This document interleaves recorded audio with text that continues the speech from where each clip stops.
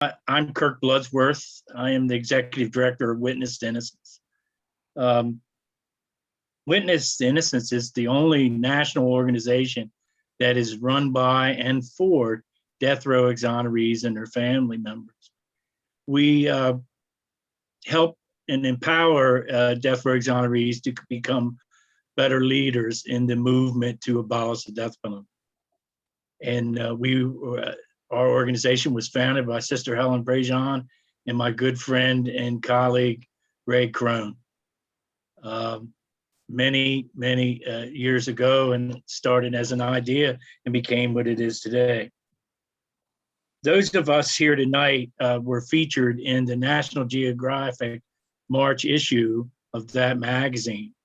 The article tells the story of our struggle and the death penalty through each exoneree that's portrayed there. And let me tell you, every exoneree has a story. I myself was on death row for 2 years in Maryland, and it's been one struggle after the other. The videos are so compelling, and the stories are as well. Our plan tonight is to first, I have my own questions for each panelist, and then I'll let our guests, our panelists, ask each other a few questions. And then we'll open it up for questions from all the audience that's attended. And I'm not really certain. We have over 90 now people tuning in. So, but let's get started with the introduction. I'm first going to start off with our chairman of the board, Kwame Ajamu.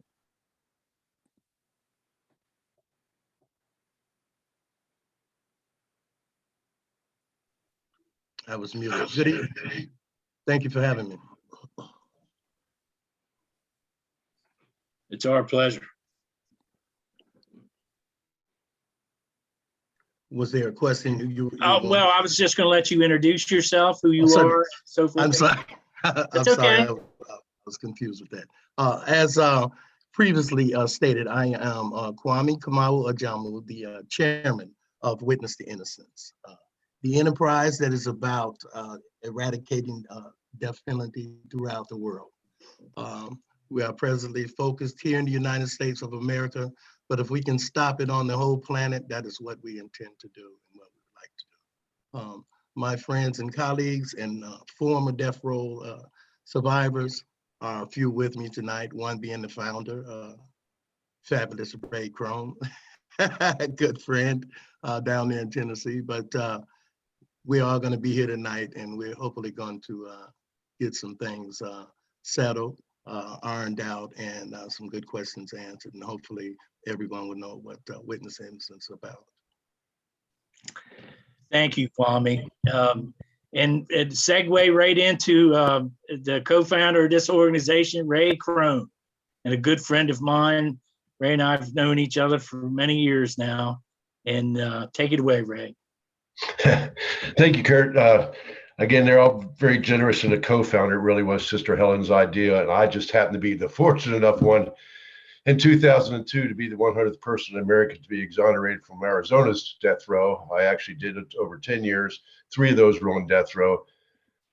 Thank God for DNA. Not only did it free me, show my innocence, but it also identified the true perpetrator who committed the murder. I was released and was the 100th person. Sister Helen had a wonderful idea about how to fight the death penalty. What better voice than somebody that actually walked that walk, that was facing an execution, sentenced for something they didn't do. And there I was, and I was just fortunate to have that opportunity to do that and build what we've done. It's a very, very proud accomplishment, not just for the exonerees, but for the family members that stood by us. And I'll just take a moment to say one of the most important things I think for all of us to realize is, in this world here, we need strength, a helping hand from our brothers and sisters, our true family, our kin, our friends, our neighborhood, our village, our city.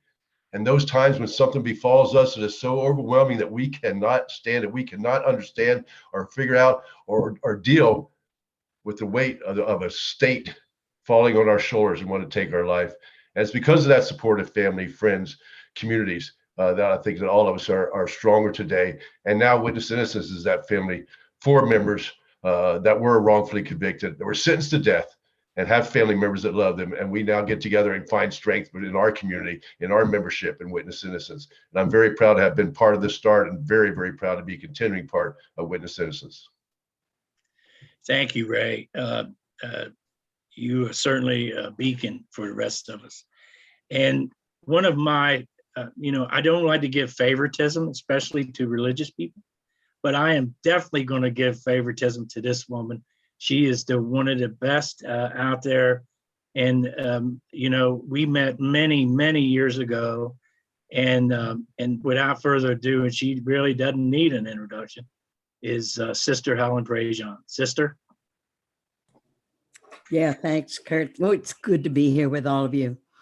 If you noticed, when Virginia ended the death penalty, March 24th, at the press conference, the big thing that Governor Northam talked about was the chance of executing one innocent person.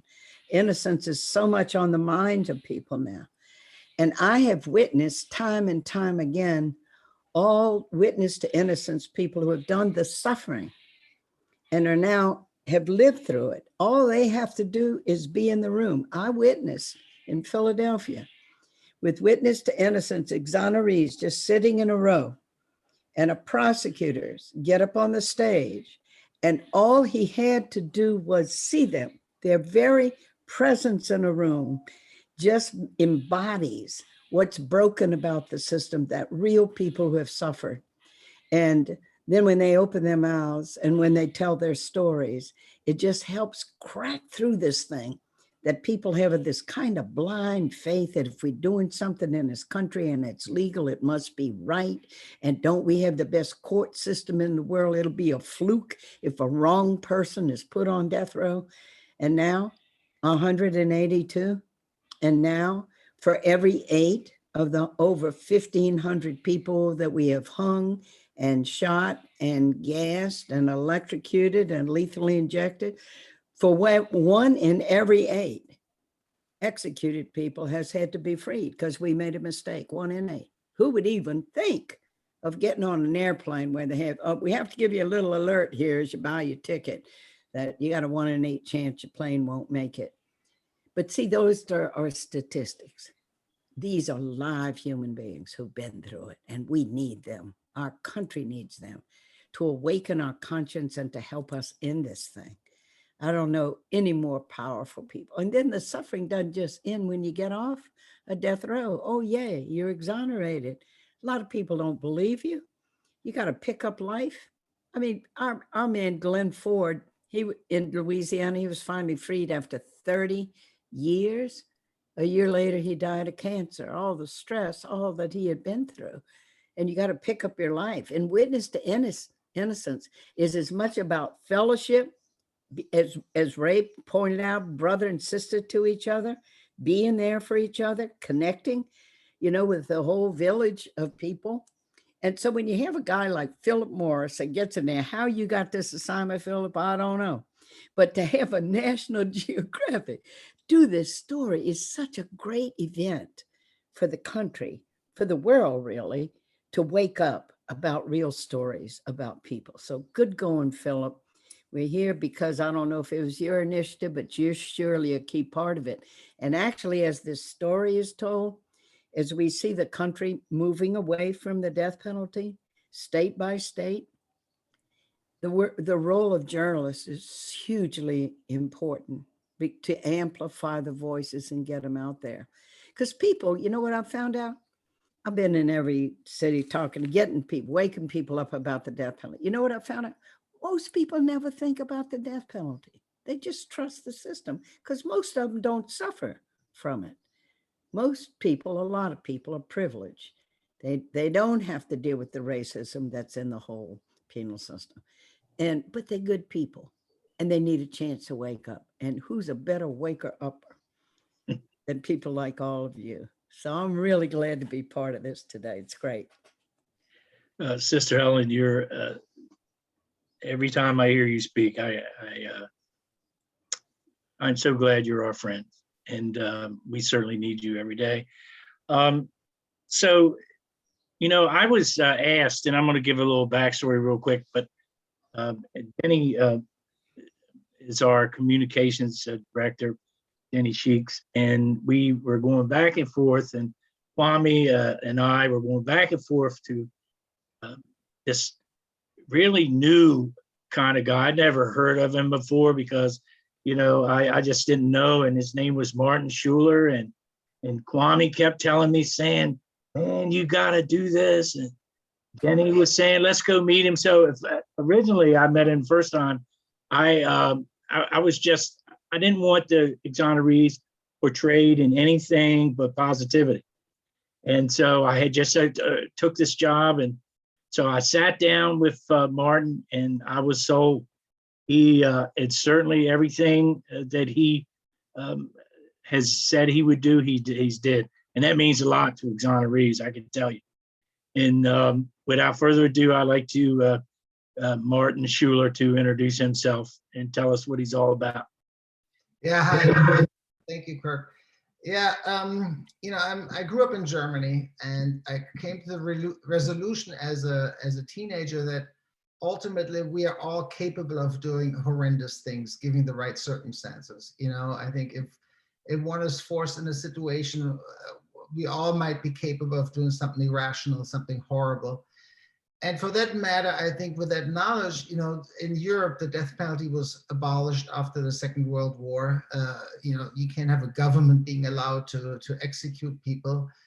And living in the United States, I always felt like whenever I heard of an execution, it really hurt my feelings that this is still a reality in this country.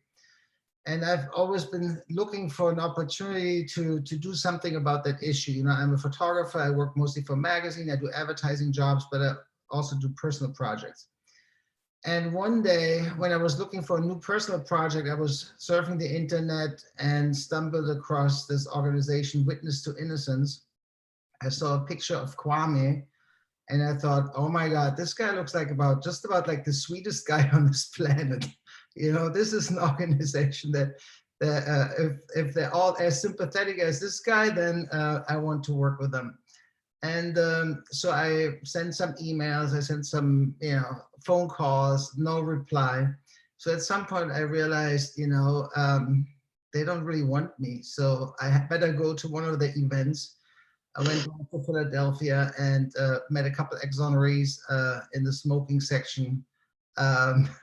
And talked with them, and I thought, yeah, these guys are all really very sympathetic bunch of people, and their cause is great, and this is like the single most perfect argument against the death penalty. All of you guys could have been killed, and what better argument what better statement, what better cause to fight against the death penalty.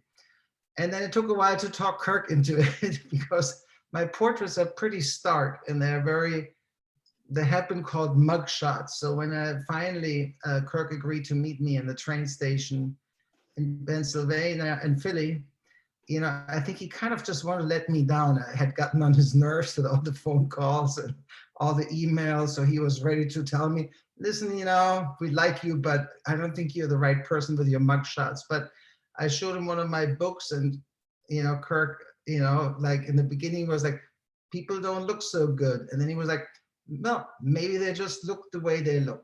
Oh, your pictures actually have a lot of humanity in them. And then he's like, yeah, they're kind of soulful. They're actually, and then at the end of the book, he was sold and said, I'm going to be the first one. I'm going to try this. And if I like it, then I will recommend you to others. And, and then I was invited to Puerto Rico 2 years ago to the annual gathering. And yeah, I listened to 15 exonerees stories over the course of 3 days. It was dark clouds rolling in. I was getting more and more depressed. Kara Coolidge, the social worker at Witness to Innocence, pulled me over one afternoon and said, Martin, you need a break. You don't look so good. Because, your stories, each one of them is like heartbreaking, it's really, it still shakes me up just thinking about all the horrible things you guys had to go through, all the injustice you had to endure. And now we're here. National Geographic didn't want to do it back 2 years ago. I kept on asking them. The protest happened in the spring last year. I think there was a big change in many people's attitude towards racial issues. And now we have Disney publishing the story, so here we are. Thank you, Martin. And, to sum that all up, you really extraordinary man. I'm so pleased that out of one of the first decisions I ever made, we took you in, and that you made us all look great, and showed the pain though, in which I wanted it. And the next fellow was the man who wrote the story of the death row survivors, is Phillip Morris. And Phillip, we had a great conversation. And why don't you introduce yourself to everybody and let us know who you are. Good evening.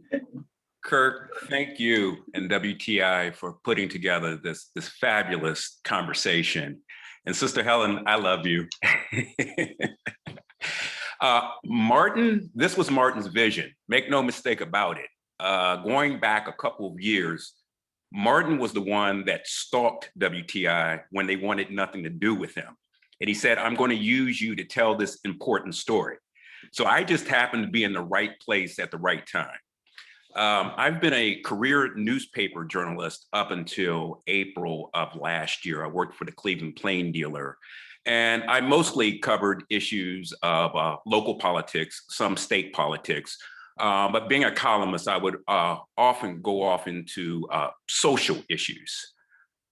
Never in my 35-year career have I been a part of a story that is remotely as important as this story. In fact, I don't even call it a story. This is something else. This is gospel. This is real. My father was a country preacher, and it's so amazing as I talked to all of the different exonerees, and then to Sister Helen, I realized that I had stumbled into a serious ministry. And when I realized that I had a chance to be a part of something profound, something that needed to happen, and that National Geographic had decided to use its platform to advance this story, I was grateful. I mean, there's no other word for it. And then to meet so many beautiful people, to share their stories, to shed tears with, frankly, some of the exonerees. I mean, these are people who have told their stories hundreds, if not thousands of times. And yet, as we did the reporting, just to see the raw emotion that would evidence itself when someone describes the feeling of when your government has decided to kill you and you know you're innocent. That's when I knew I was part of something so profound, so meaningful. So I'm so happy to be a part of this conversation. Phillip, thank you so much. You did a wonderful story. And so I guess now we're at the section where I'm going to ask each of you some questions. And I'm going to start off with Phillip because it segues into our wonderful Sister Helen. But Phillip, what was it like hearing the exoneree stories for the first time? Like I said earlier, it didn't feel like I was part of reporting a story like I've spent my career doing, trying to get into a piece and explain it to a lay audience and then move on to the next. When I started to understand where we could go with the story, first of all, I was so fortunate that Kwame is actually a neighbor of mine. He lives a suburb up from me. I'm in a city called Euclid, Ohio, which is right outside of Cleveland. And Kwame lives in Richmond. And I actually run towards his house lots of times. So when I'm doing one of my long runs, I can run to his house. And so even in the middle of a pandemic, the fact that I was able to meet him in person I invited him to come over to my house, and I live on the lake, and we sat out on my back patio for a couple of hours. And the conversation got off to an extraordinary start, because almost as soon as we started talking about our mothers, and how Kwame, was gone when, he lost his mother. And we both agreed that if it weren't for praying mothers, which we both had and have, I believe they still pray for us, a lot of the challenges that we face and continue to face would be insurmountable at times. So just to have Kwame, where I could take this beyond the abstract, where I had a flesh and blood human in front of me, even though my opinion on the death penalty had long evolved and I was on the right side and had been for quite some time, having a man in front of me that one of the first stories he shared was being an 18-year-old boy who was walked onto death row, and a sadistic guard teased him about the electric chair and wanted him to see what his future held. That's your hot date. So once the stories begin to become real like that, once I began to unpeel the onion on each of the exonerees, I realized that I didn't even know if I had the ability to deliver the story the way it should be delivered, giving space constraints, giving time constraints, given the fact that other than Kwame, I wasn't able to meet in person with any of the other participants other than Martin, who parachutes into Cleveland from time to time. I didn't know if I would be able to tell these stories with the complexity and the flavor that was needed. But I was lucky, because each of these people, each of these exonerees, knew how to tell their story expertly. And not just their story, but to put it in the context of the barbarity of the system that had once decided to kill them. Even though this is easily the most complex and most important story I've ever been a part of, in a lot of ways, it was the easiest story for me, because it was almost prepackaged. And then when you add Sister Helen to the mix, I mean, come on, that's gold. We all feel the same way. So a follow-up question, and on the same regard as the sister being gold, what was it like interviewing Sister Helen? Oh, wow. Fortunately, Ray and you, Kirk, had prepared me for Sister Helen. I don't come from the Catholic tradition at all. I think I've been in a Catholic church twice in my life. And I didn't know what my decorum should be especially given that she's not just a nun, she's Sister Helen. But Kirk, you prepared me. You laughed and you said, "Get ready, you're gonna like her." And I'll never forget what you said. You said, "She's a spicy Cajun nun." And I'm like, huh? What a description. Sure enough, when I got her on the Zoom, spicy Cajun nun. And the way we locked eyes instantly, I understood why this works and why she is who she is, because I instantly was transported into this world that has become her world, the world that she is a champion of in terms of messaging, in terms of advocating, in terms of discipleship. So I can honestly say of the thousands of people, dignitaries, potentates, folks that I've interviewed over my life span as a journalist, very few people have ever moved me in the way that Sister Helen did. And put me in a place where I knew that even when I finished the interview, when I finished the story that I was a part of, that this now was going to be a part of who I am, using what other platforms that avail themselves to me. Because I'll never forget, she's like, "Phillip Morris, how did you get us into Nat Geo?" And I mentioned Martin Schoeller and how this was his vision and I was in the right place at the right time. But she was just so grateful that given all of the attention that she's gotten over the years, that Nat Geo had decided to lend its platform to this extraordinary and important issue. So I can honestly say when after my 2.5 hour conversation with Sister Helen, I knew that this was probably the most important story in my life, probably the most important story I'll ever be a part of. Philip, thank you so much. And I agree with every assessment you made. Sister Helen is a dear friend to us and to the exonerees. You know, I would like to do some little housekeeping here.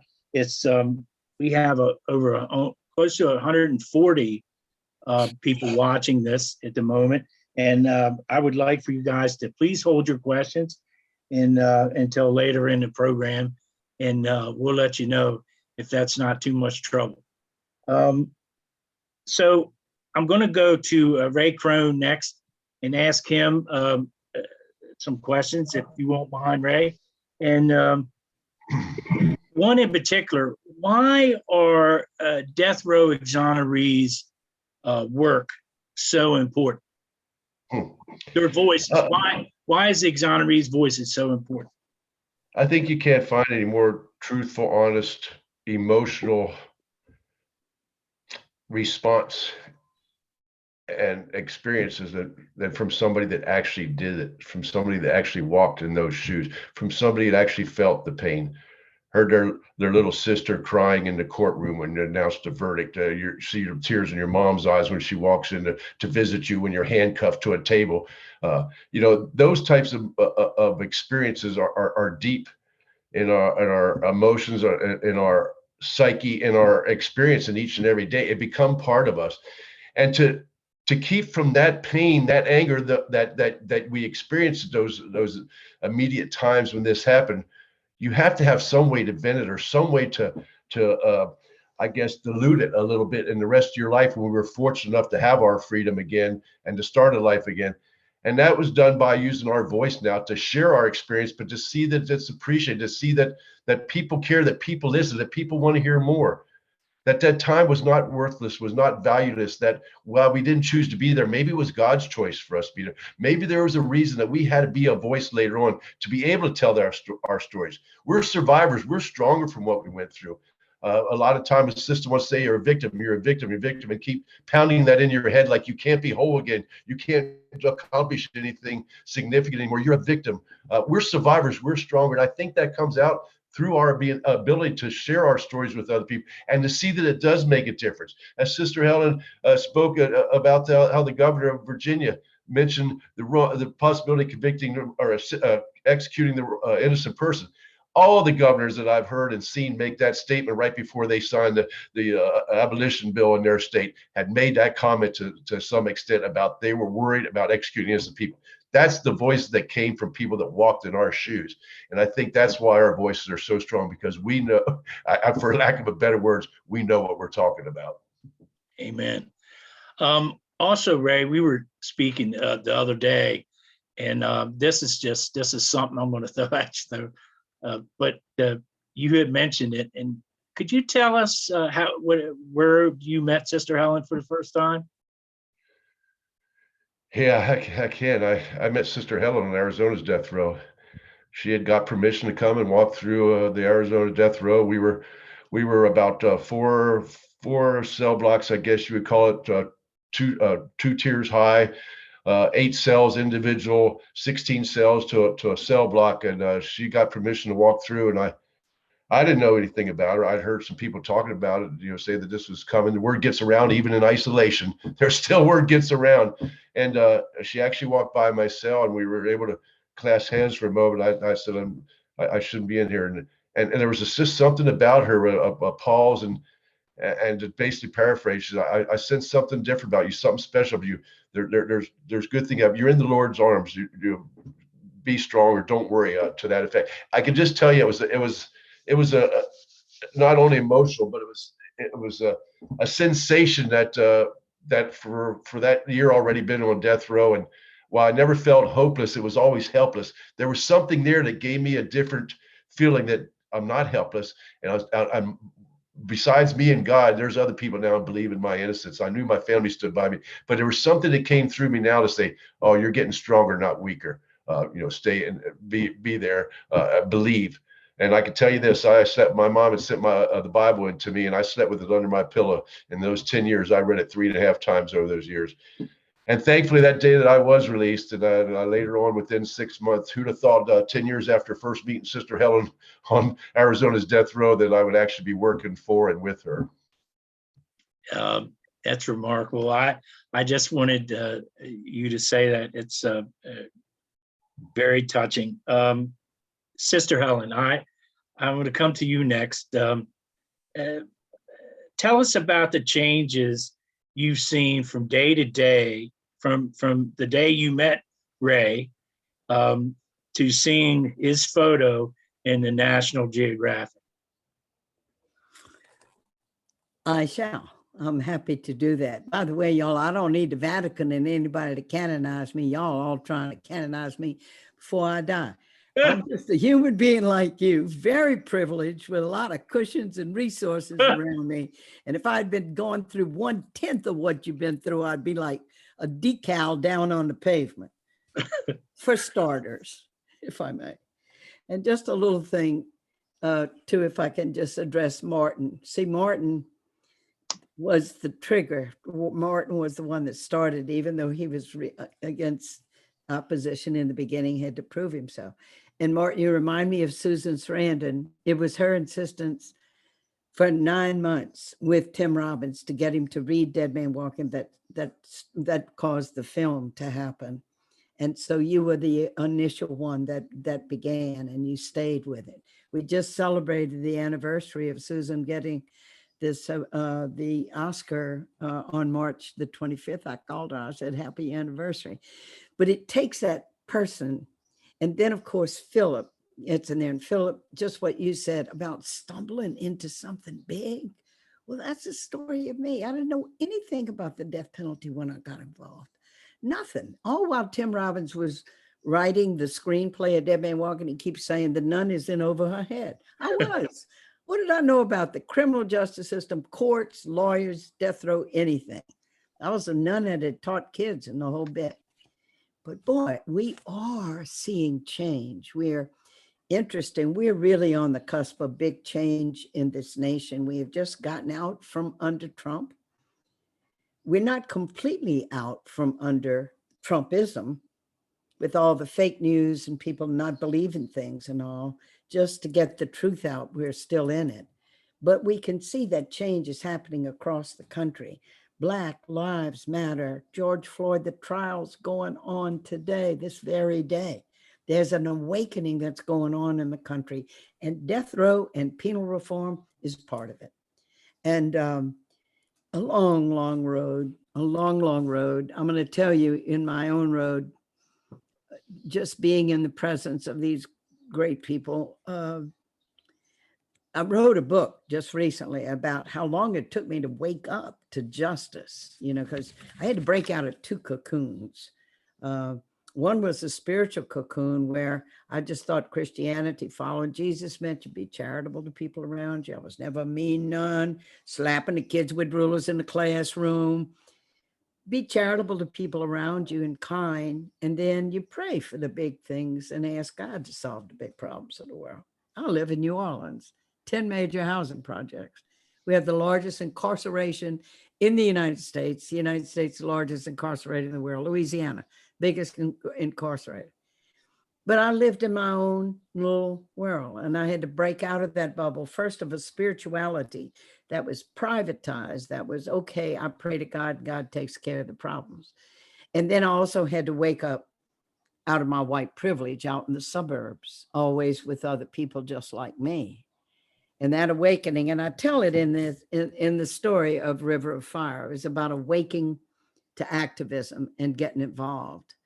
And my stumbling into this huge human rights, I think it's one of the biggest moral human rights issues of our day, because all the wounds of the United States are in the death penalty. It's not about, should we give the government right to execute terrible people? Racism is in it. Overwhelmingly, it's when white people are killed. Only poor people who can't get crackerjack attorneys and hire their own attorneys are on death row. And maybe the deepest wound is the belief in our culture that we're going to solve violence by imitating the violence, and even telling victims' families, you wait 10 or 20 years and you get to witness as we kill the one who killed your loved one, and that's going to heal you. Those are deep wounds, and the death penalty is there with all of them. And so the fire in River Fire, the jolt, the stumbling into this huge thing was the witnessing of the killing of Patrick Sonnier. So here I am at first writing a letter, then going to visit him, then it ratchets up, and now I'm in the death house. These very days, right now, the last day of March, he was actually executed the night of April the 4th. These are the very days I was going to be with him there in the death. He was in a holding cell a few feet away from the electric chair where he was going to be killed. That some of you have tasted, that some of you have felt, you know, you've come so close in there. Your hot date wants you to see the chair. You, Kirk, weren't you made to paint the captain's chair in Maryland? They ordered you to. Yeah, they asked me to, but I told them something colorful. I believe in colorful language when you're talking to Jesus and when you're making your moral point. But anyway, so the fire, and in the prelude of this book, this is the way I put it. And this is why I was so tuned into what you said, Phillip.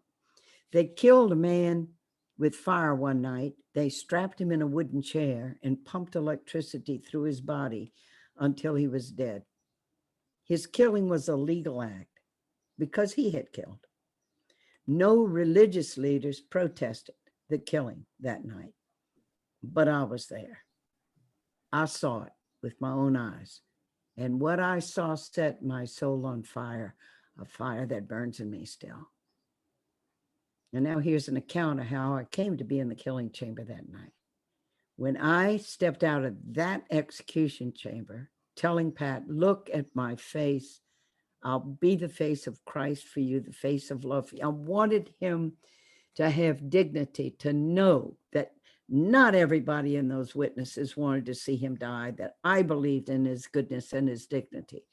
And I stepped out, came into the parking lot there at Louisiana State Penitentiary. It was dark, it was the early morning hours, and the first thing I did was throw up.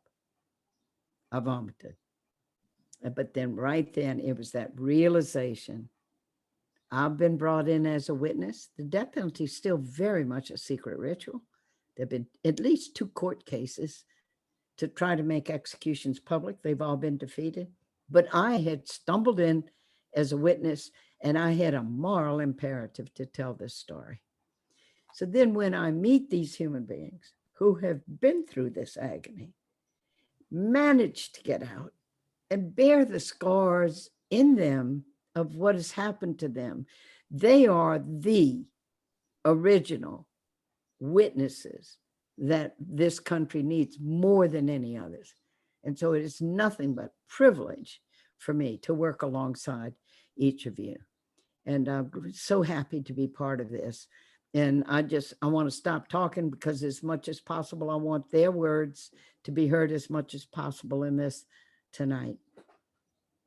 Sister Helen, thank you so much for your candor and colorful stories. I certainly have enjoyed them over the years. And I'm going to segue into Martin, and Kwame, you're next after Martin. And Martin, what are you hoping Nat Geo readers can learn about the death penalty? Well, ultimately, you know, I hope that people will change their mind and the death penalty will be abolished. I think if there is more and more people that feel it's wrong, you know, legislator will follow. And I oftentimes try to picture myself, you know, listening to these people that are for the death penalty. I even know people that are on the fence about the death penalty. And I've come to realize it's a very emotional issue. You know, if somebody gets killed in the community, emotions run high, people a loss. They have a sense of, you know, they were obviously sad, and a sense of revenge, and the sense of, like, you know, we see it in movies every day. Bad people are being killed, and that makes people think that makes one feel better, you know. And you know, if somebody is a murderer is being killed in that moment by somebody else who witnessed this, you know, a crime taking place, you know, it's more understandable. But ultimately, you know, I think emotions run juries too often. Judges get hung up in these emotions, and we can't have a justice system that is based on emotions. You know, we have to be better than people at their darkest hour. You know, growing up in Germany, I strongly believe that we all have the capabilities in us to do terrible things. And these people that commit murders, they're mentally not stable. They're in a really dark place at that time, or in a very desperate situation. And, you know, then to punish them, to kill them years later after they committed a murder, you know, they might have been in that bad headspace only for a couple of minutes when this terrible thing happened. And like, I talked to so many death row exonerees that met actual murderers while they were on death row, and actually became friends with them, because people change. People are never, ever consistently bad. You know, there's obviously psychopaths out there that nobody can help.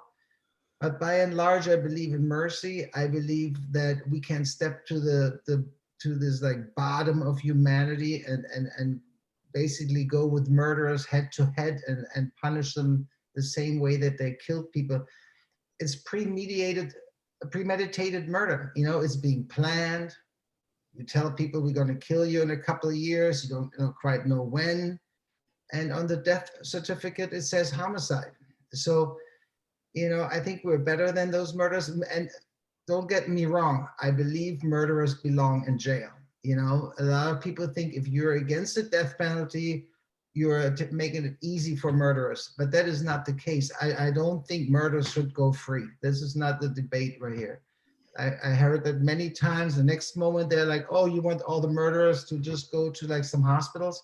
No, that is not the case. But the death penalty is unjust. Like Sister Helen said, only poor people are on death row. Actually, Kwame said that there's no rich person on death row. And it's cruel, you know. And I have a question for Sister Helen. I still don't understand how anyone can say they believe in Jesus and believe in the death penalty. I think that goes, you know, how can anyone say I believe in the Bible and believe in Jesus's teachings, and find any argument for the Bible or in any religion for a state-sanctioned murder? Sister Helen.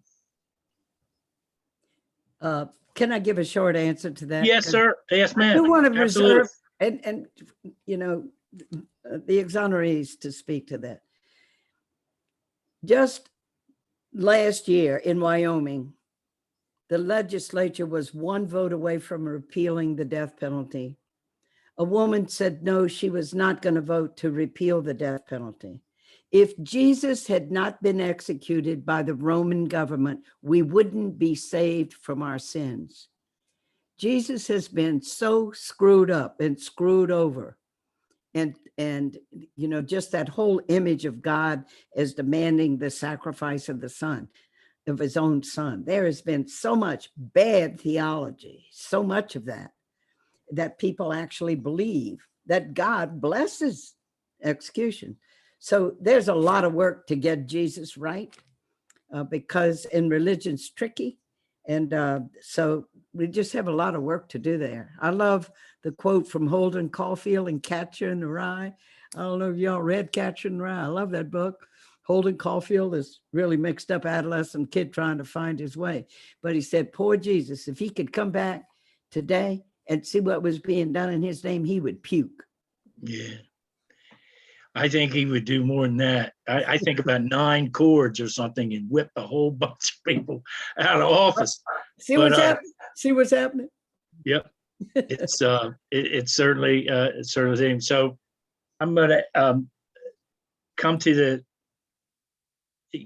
our emotional leader at Witness to Innocence and our chairman of the board is Kwame Ajamu. And I've got to know Kwame very well over the last couple of years and going on my third year. And I think he's a wonderful man, is like Ray and all the exonerees. I love them all. But Kwame, I want to ask you a question if I could, and if you could unmute your situation there, so you can talk. What makes you optimistic that the death penalty will be abolished? That's a twofold question. First of all, it's a good question. Secondly, it's one that's very near and dear. I believe strongly that capital punishment would be abolished in our United States of America. I had actually put a 5-year presence on that, which I had to kind of lean back on, but we're really close to that. We're just now getting into that 5th year. But my feelings on that has to do with people.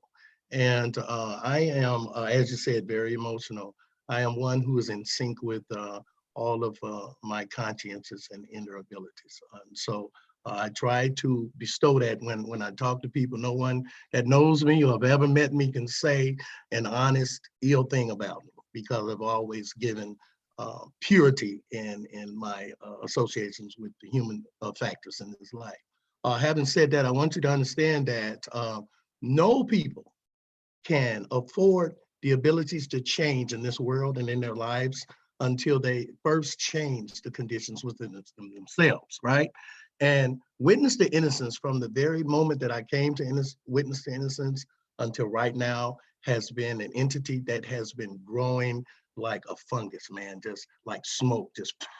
It has been going and going and going in the direction of which has now conquered so many cities and states and municipalities, of which our mission to abolish capital punishment.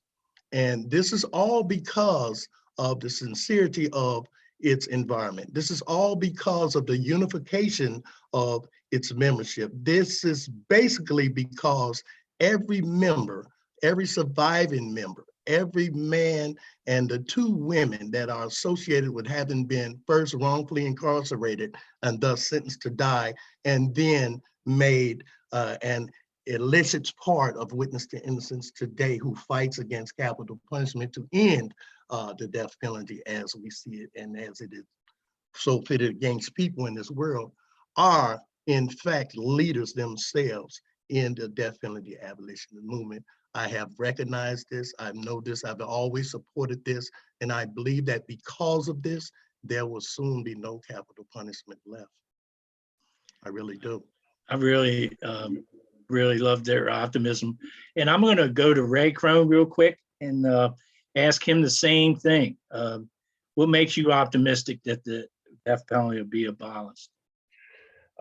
Truthfully, it's because of the path that we've been on, of what we've accomplished. You can look back and say where we started with just a handful of members to 30 plus. What the states that have all abolished the death penalty, we've had our members there and spoke there.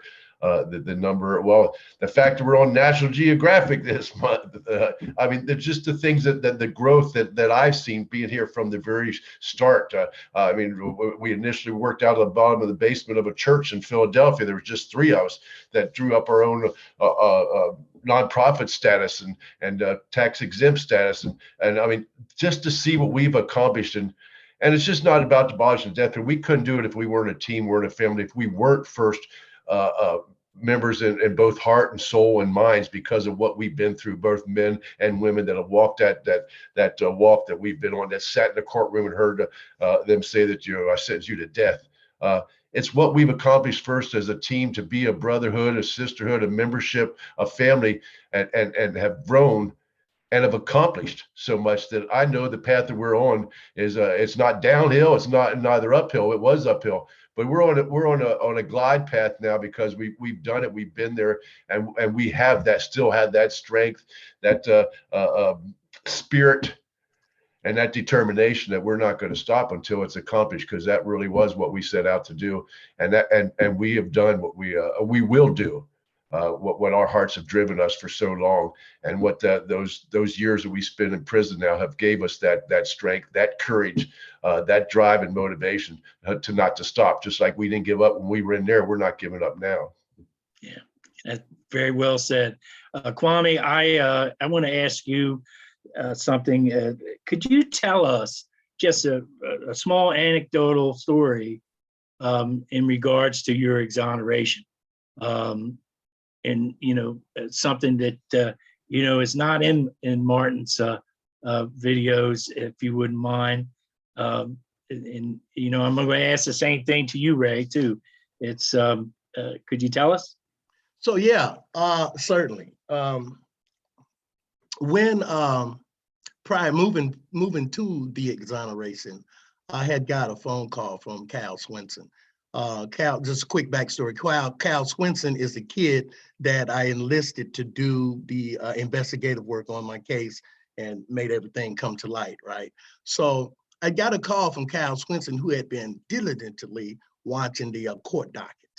And he called me early in the morning. He said, hey, man, says, well, he told LaShawn first. He says, let me talk to Kwame. And so I got on the phone. I said, what's up going on? He said, hey, man, he said, we got it. And so I said, we got what? And he said, the recantation. And the rest of it is actually history. But in between that history, it was me dropping the telephone, going into some type of paraplegic, mental, can't breathe, can't see. All my ancestors that had passed away on this journey was talking to me shocked. And LaShawn picked up the phone. She said, hey, man, I don't know what you done said to my husband, but you better straighten it out, Joe. So, that's the part that we never really made public, but it happened just like that. And she said, oh, no, we're getting ready to go to court. I do believe they're getting ready to be exonerated. And man, that was probably, wow, that was an electrifying moment for me. I know it was, man. I know it was. Ray, can you tell us something about your exoneration that's not in the video? There are quite a few things. Obviously, we can't all get in those few minutes and hours. But I can tell you one. I was very fortunate to have my second trial lawyer was Chris Plord from California. Very experienced man in forensic sciences. Bite mark was the main thing in my case. But I was in Yuma, Arizona at the time, and I'd got a phone call from my lawyer. I was with the counselor, and my lawyer's on the phone. He said, Ray, how you doing today? I said, fine, just another day in paradise. And he laughed. He said, well, what are you hungry for? I said, well, what do you mean? I'll eat whatever's in the chow. He goes, no, really, what do you want? You want seafood, Mexican food? You want steak, a beer? What would you like? And I said, Alan, what the devil are you talking about? And he said, I just got off the phone with the prosecutor's office. They just got back from the judge's chamber. They're cutting the paperwork and coming home today. Of course, I was stunned. I was shocked. What did you just say? He said, roll up, Ray, you're coming home. Well, while they were contacting me, they also contacted my trial attorney who 5 years earlier, Chris Plord, but he stayed working on my case, believing in me. He happened to be over in El Centro, California, not more than about an hour away. He drove over to pick me up to drive me off the yard. It was actually a big prison complex, more than 1 yard. But we got in the car and he said, we're driving off the complex. He said, what do you want to do? I said, I want to go cash this check. It was the gate fee check, $50. I would go cash this check, get me something to eat and drink. He goes, I'll give you $100 for that check right now. I said, Chris, it's a $50 check. He goes, $100, right? I said, Chris, it's $50. He said, I'll give you $100 right now. I said, well, here, have it. To this day, it's still hanging on. He's now a judge out in El Centro, but it's still hanging on his office right there. He framed that and kept, he said, let them wonder where this money is, where this check is. I had the opportunity to meet that lawyer. He was, he really loves you, Ray. It's, and I, we think so much about it. I'll just tell an anecdotal quick one myself. So I had no idea where they had just said you got to stay in the weekend. The judge wasn't around, and they said he was going fishing. And I told the news people, I said, well, I haven't fished in 9 years. I want to go fishing myself, and let me out of here. But that Monday, they had this limousine come to pick me up from 98 Rock in Baltimore. And they went and got me a pizza and all this stuff. And the man said, somebody had asked me, said, what do you want to eat? And I said, I don't want no pizza. I want something with crab in it. So I had crab balls, crab dip, hot crabs, steamed crabs, crab imperial. I grabbed it up. It was, and had a beer or two. And, it's nothing like that moment when you see the light of day. And I told the Baltimore Sun, if I'm not mistaken, that it was just like Alice in Wonderland. And I walked out that door and the sun was shining, and it was a happy time. I lost my mother 5 months before this thing broke, and but she's smiling at me now. I know that going well. And so proud, man. So proud, brother. I can't thank you guys enough. We're going to go into the place where I'm going to ask the panelists to ask other panelists on here. So Ray, you'll be able to ask anybody a question. And I'm going to go, I guess there's no order, so to speak, but and then we're going to let the audience do it, and then we'll close it up later. It's going to take some minutes. So you got 3 minutes each, if you wouldn't mind. And I'm going to start with Kwame. Ask anybody on this panel a question. Okay. So I think I wanna ask Phillip Morris a question here. So I was remembering you speaking about how you were just flabbergasted with having spoken or interviewed all of the guys. And I'm just wondering, Phillip, if, say tomorrow, you could do your own personal seminar and say to a high school class, here's the reason why you should be educated about capital punishment. What would you say to him, Phillip? Wow. Kwame, that's an amazing question. I want to, before you speak, I want to tell you the reason why I asked you that was because I was that high school guy when I was apprehended and taken to prison. I was just 17 years old. So that's right. It's very important to me that the young understand where we at in this place.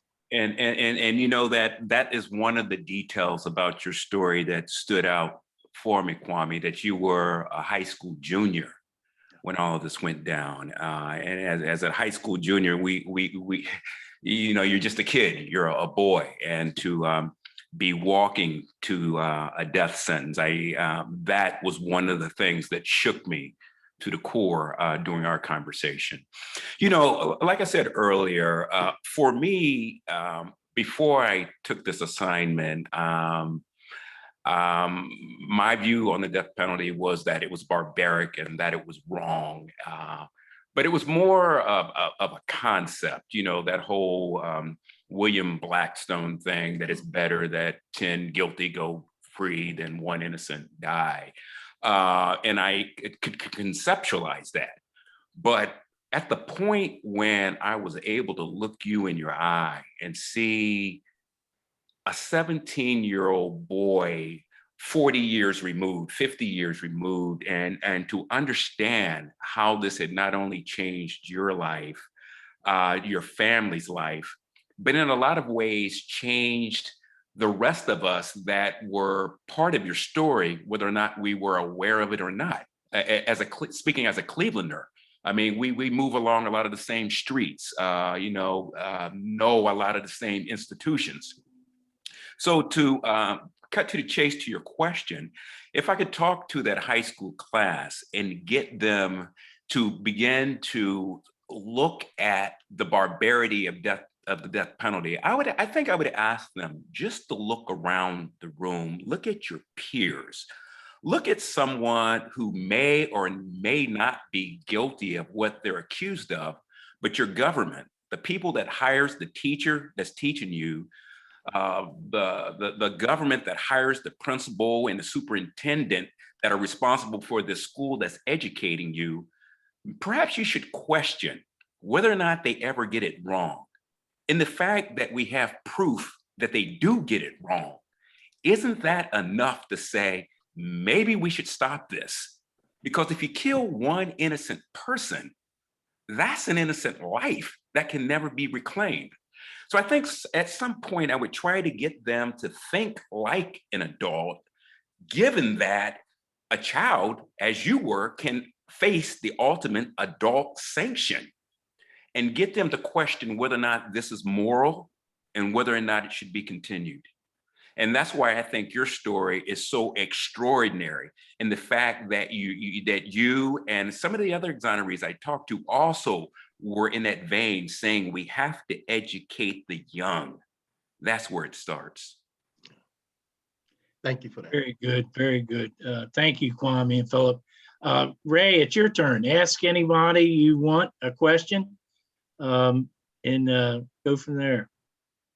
Well, again, as we know, it's how heartfelt. I was 34 years old when I first had my first confrontation with the police and question about a murder. 2 days later, I was arrested. But I was 34 years old.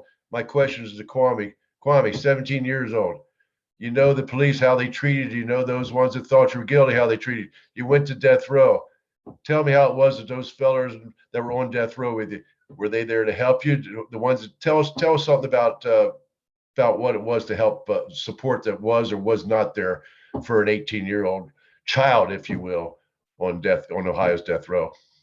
That is a very impeding question, because first of all, no one's never ever asked that question as long as I've been dealing with the subject of my physical self in death row. So that is a good question. But yeah, to cut the chase, and you know as well as I know, Ray, that death row is a brotherhood, it's a breathing.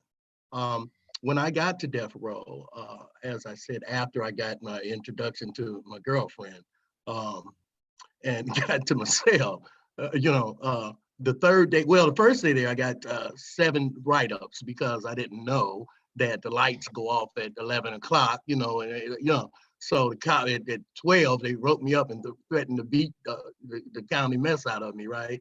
The third day, however, was when I got introduced to the psychology of death row, was when the old man was screaming as such because of the chess game played by numbers, and moved my bishop to 47. And oh dear God, he thought for the next 6.5 hours that they were coming to get him for his execution. And to me, day 3, this was nerve-wracking, and it was afraid. I was going from the bars to the cell to the toilet, to the bars to the cell to the toilet, and but these guys kept playing chess and doing their little hollering over the range. They weren't paying this dude no attention. It was a norm to them, but to me, it was the beginning of my mental atrocities that happened to me from that point on, with being lonely, with being, I questioned, the sister she'll tell you because she's been witness to so many men who've told her that I've questioned God. I've talked to the devil. Well, hell, if you're the prince of the earth, well, maybe me and you ought to get together because I'm innocent. Get me up off of here. I have been through every mental and emotional and spiritual derangement that could have possibly happened. And but the man right next door to me was a fella that's no longer here no more, by the name of Roger. Won't say his last name, it might offend his family. He was at that particular time 35 years old, and he was my big brother immediately.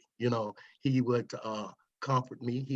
He was much like when with who was that? The McClendon and Big Ray Hinton. He was the man on the other side of the. Well, I'm getting emotional thinking about it, but he would, when I would have my moments, he would talk to me, and and whistle and sing, and there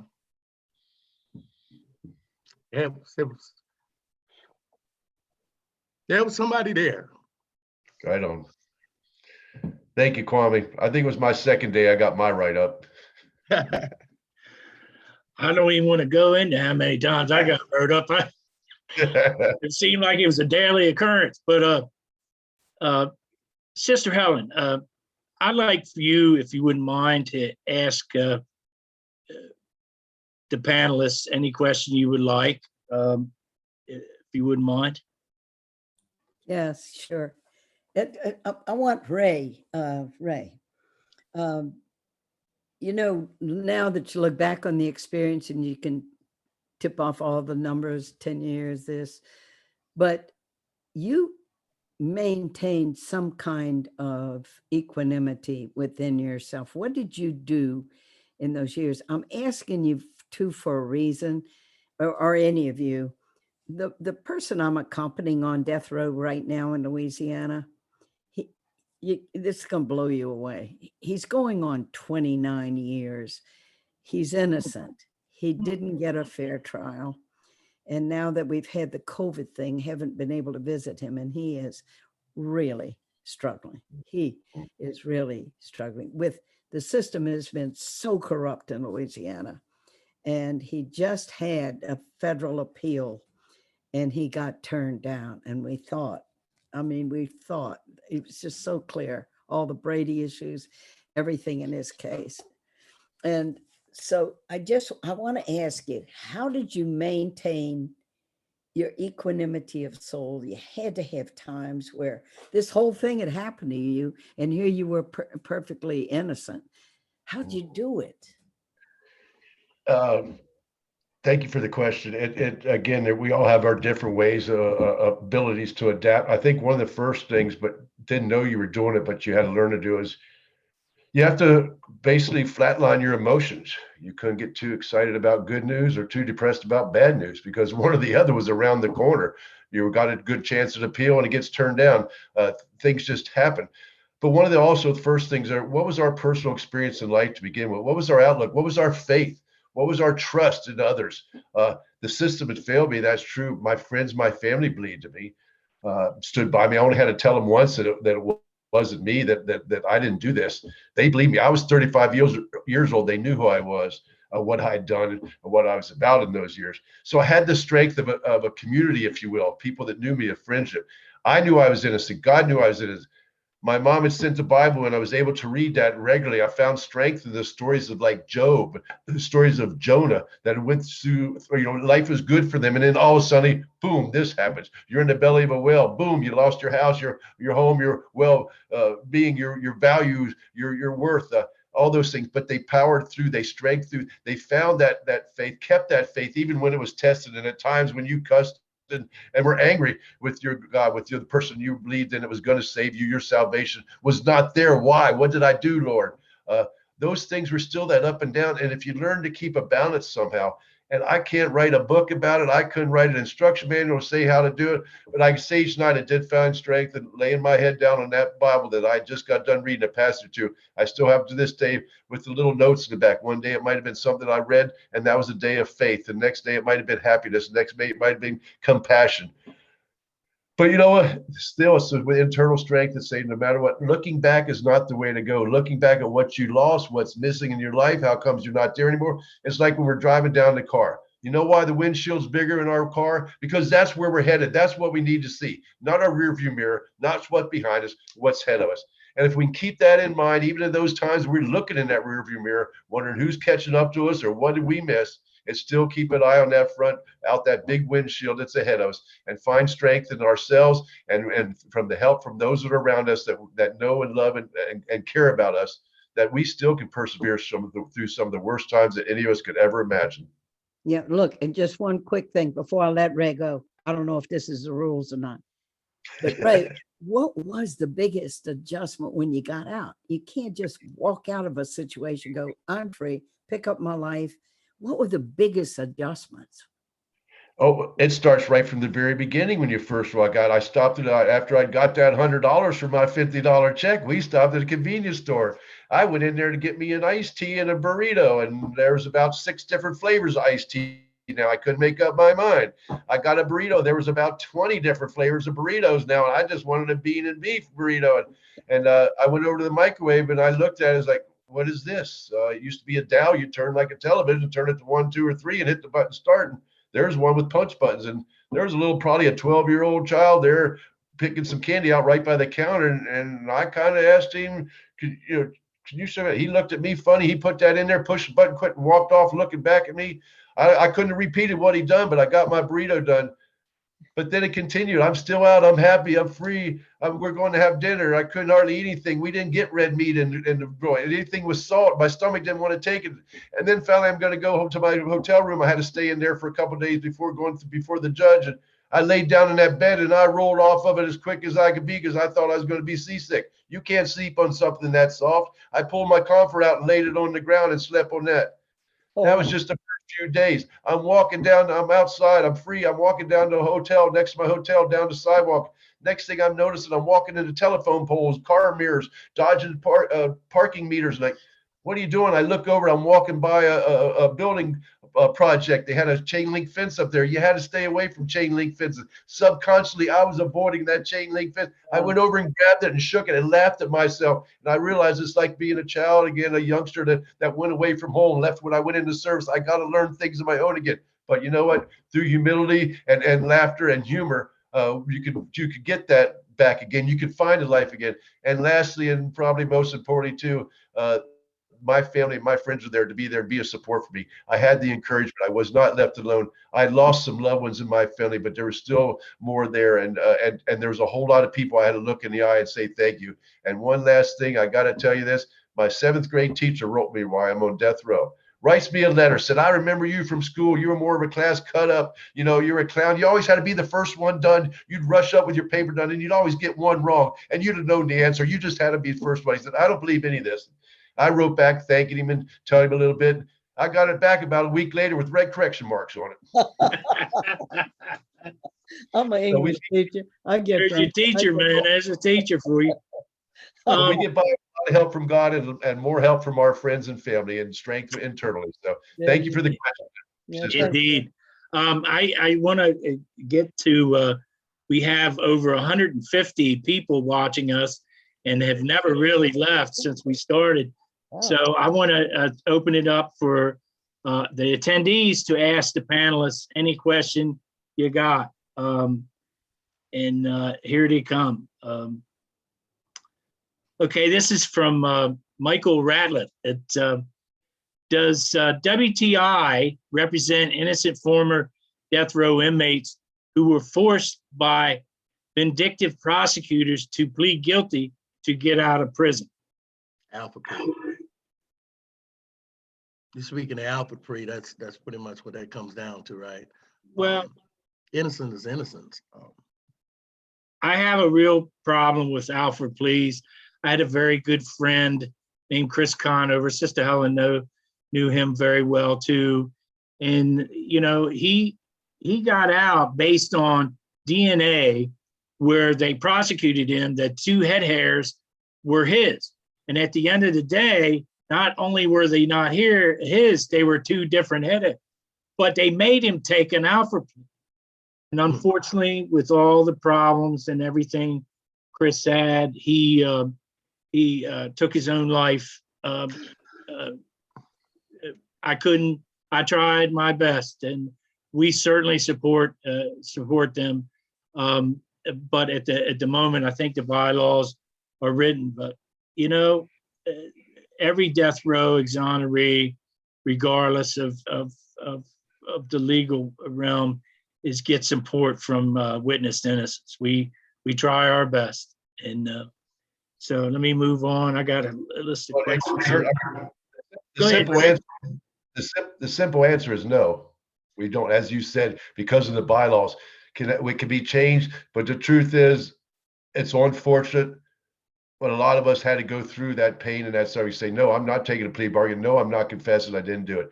And when we drew up our bylaws, how we drew up, we went by what DPIC said, who was determined to be an actual exoneree. And that was what DPIC, we had to have some type of basis, some type of guideline that was solid and dependable, reliable. And that's where we are now. The simple answer is no. Right or wrong, that's where we are right now. Thanks, Ray, for clarifying that. See, he went all the way back to some founder stuff, didn't he? Well, it's the thing. I support. I have no problem. I think when the powers that be let you out, you're innocent, and they just don't want to admit it. And Exactly. so we go through that line. But I want to read something real quick to you all, and I don't get a chance to do this stuff much, but I want to. This is from Kate Murray. And she says, my apologies, this is not a question. I just wanted to say that this has been an absolutely phenomenal panel. It has always, it is always so powerful to hear from you, Kirk, Ray, and Kwame. I love the idea of having panelists ask each other questions. It really allows everyone's spirit to shine through. On behalf of the Innocent Network, I want to thank Sister Helen, Martin, and Phillip for spreading to spread the awareness about the issue of wrongful conviction and the importance of policy change to uproot injustice in the criminal justice system, which I like to call the legal system because there is no justice. Okay, let's see here. Anybody can take this if they want. It's what do you think is the weakest link in the legal process that has caused so many wrongful convictions? Anybody want to take that? I've got to say the one thing, and there's a bunch of, please, y'all keep add another one, but one of the first things is the delay between when you finally have a lawyer and investigator to start looking at it. If you've been charged with some, how long has evidence been sitting? How long has statements not been taken? Things that there's a delay. We are not defended or protected when we're first arrested. We're locked up and there's nobody looking out for us for months, sometimes years. That's right. Okay. Let's see. I'm sorry, forgive me. I'm not a fast reader, but I'm trying to read these questions as I go along. It's for exonerees, what type of services besides one such as job training are needed to help reintegrate? I think they want to know what kind of services we get.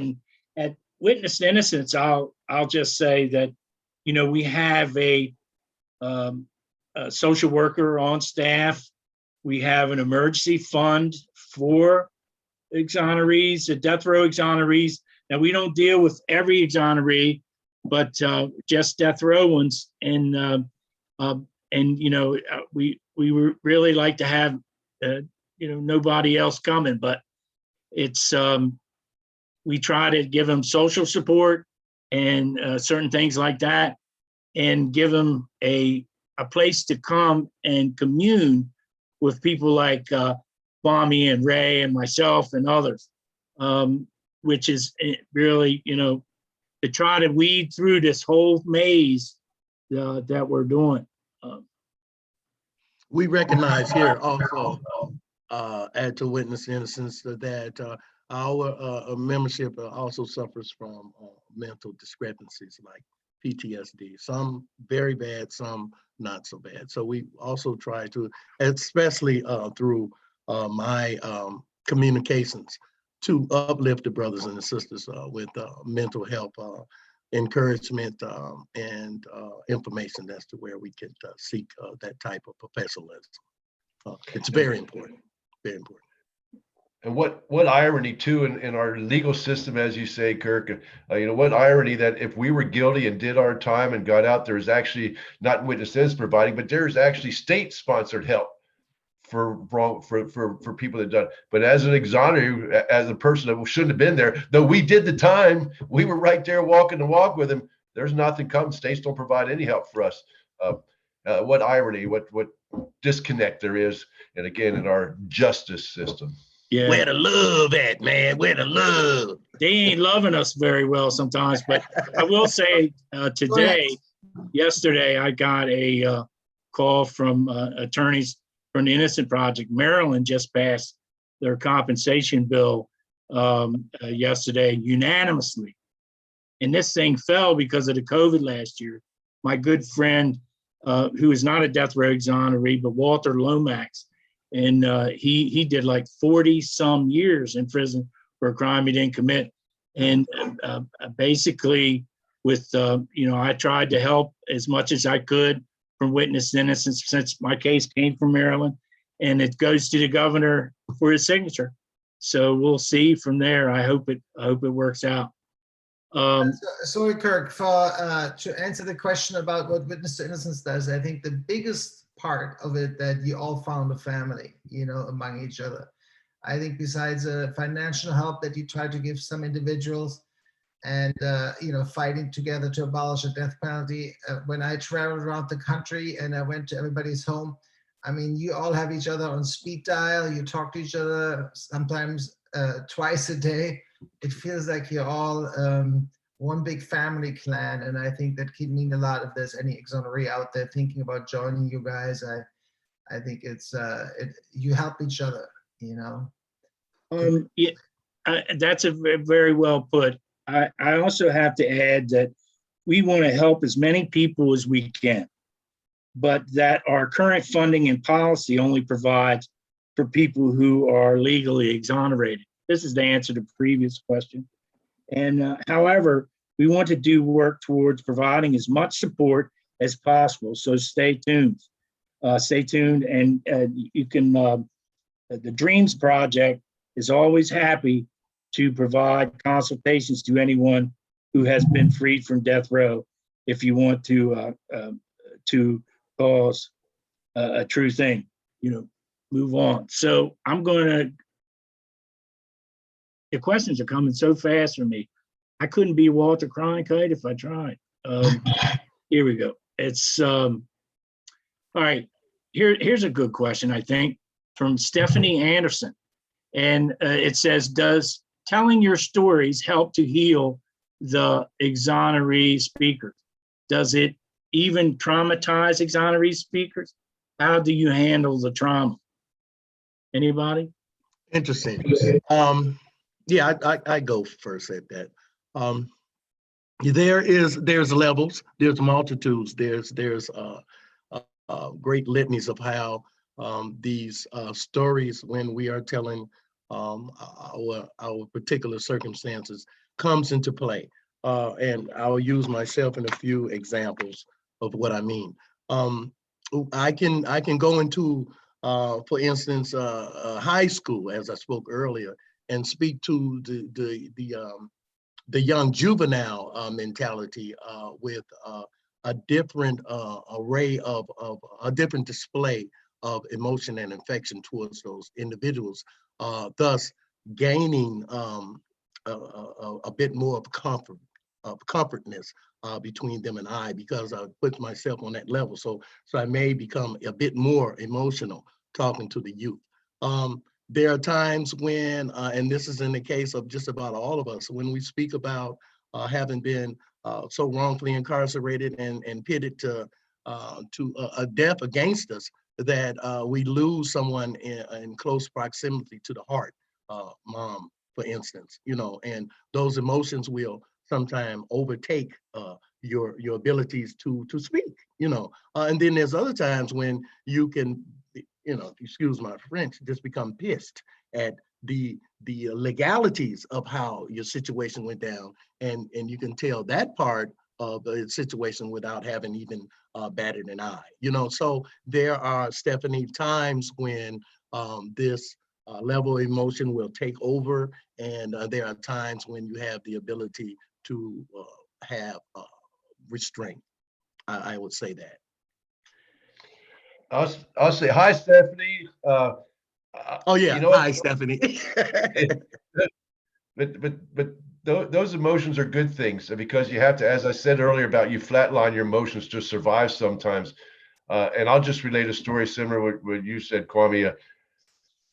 When I got back to Pennsylvania, as soon as I was released technically by the judge, and I was free to go at 3 o'clock on an afternoon, it was April 29th.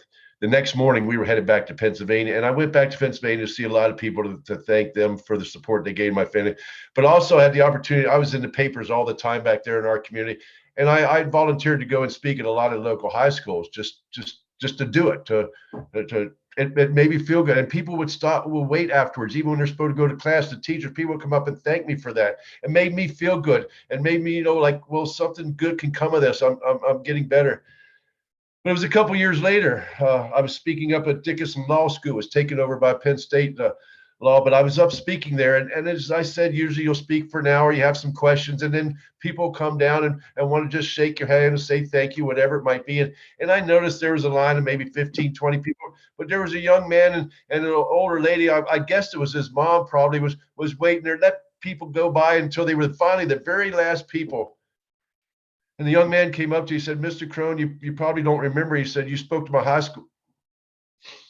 You spoke to my high school a couple years ago, and you're the reason I'm going to law school, and I wanted to introduce you to my mom.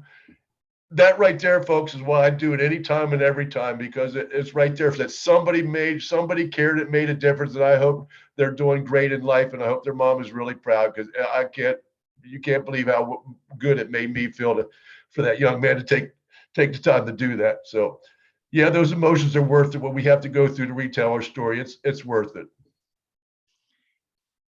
Thank you so much, Ray. As you can all see, that exonerees have some of the biggest hearts on the planet. I want to ask this from Bob Michael. Bob Michael from Grapevine, Texas. I am concerned about the number of veterans on death row, 25 of them in Texas. To any and all panelists, did you have any encounters with vets during your incarceration, and can you describe your experiences? Well, Bob, Ray and I both were in the military. Ray was in the Air Force, I was in the Marine Corps, and we're both honorably discharged veterans. And, I have to tell you,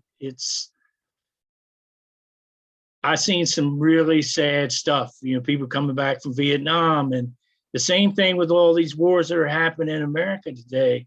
We're not taking care of these guys and then stick them on death row because, the government's made them into monsters, made them into killers. It's like it's an old saying, I heard it in one of them Jack Reacher books.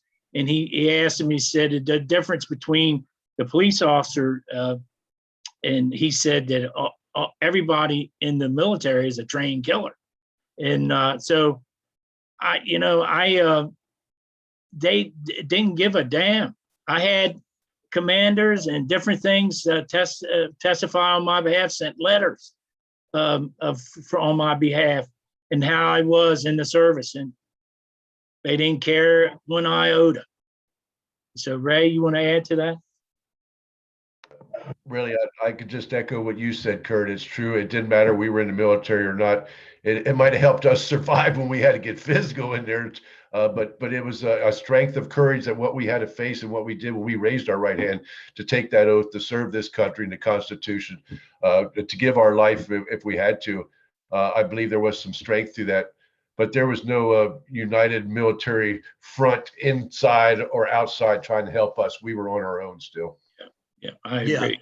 I want to add too, Kirk. My brother was he was a guardsman. He was discharged, and I didn't know that. I didn't know that, Kwame. Yeah, same for him. He didn't receive any type of shout out from anybody in the services. Right. We have time, I think, for one question, and I'm going to give it to Sister Helen. Sister Helen, the question is from Charles Fells. How do you talk with evangelical Christians about their support for the death penalty? Well, I've learned what conversations are going to be fruitful and which ones aren't. And I always look for the starting point.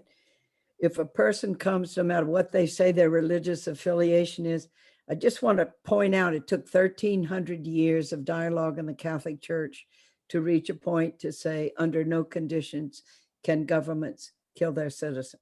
There's a lot of dialogue. In order to have dialogue, you have to have openness. And so if anybody's open, be an evangelical Christian or not, I'll be glad to talk to them. but it's not too hard to see when you begin a conversation with a person, if what they're doing is just ranting and just quoting one Bible thing after another. It's like they're laminated over. And you just know this is not going to be a fruitful conversation. And so I don't engage in it for long with individuals. I talk a lot, though, on the road with the people, the importance of getting religion right. And I'll just point out that Attorney General Jeff Sessions, when he wanted to justify the separation of children from their parents at the southern border, quoted St. Paul's letter to the Romans chapter 13, that if these people were breaking the law, God's authority is behind the civil authority of the United States. And therefore, that was a justification that it was on those parents. By breaking the law, they're responsible for us separating their children. And he quotes a religious document. And I've encountered this constantly with people using religion because they want to back up with the ultimate authority that God approves of what I'm doing. And Justice Scalia did the same thing in quoting Romans 13 to uphold the death penalty. And so we really got to look at religion critically. Finally, the question about anything spiritual, does it lead to compassion? Does it lead to respect of human rights? Does it lead to the growth of love in the world? Or does it lead to vengeance, small-mindedness, labeling people, maiming them, killing them, exiling them in prison? You always have to look and see what does this belief cause among us and where does it lead us? Sorry, Sister Helen, one question. What do you say to people that say eye for an eye and quote the Bible? Yeah, man, you can call it biblical quarterbacking.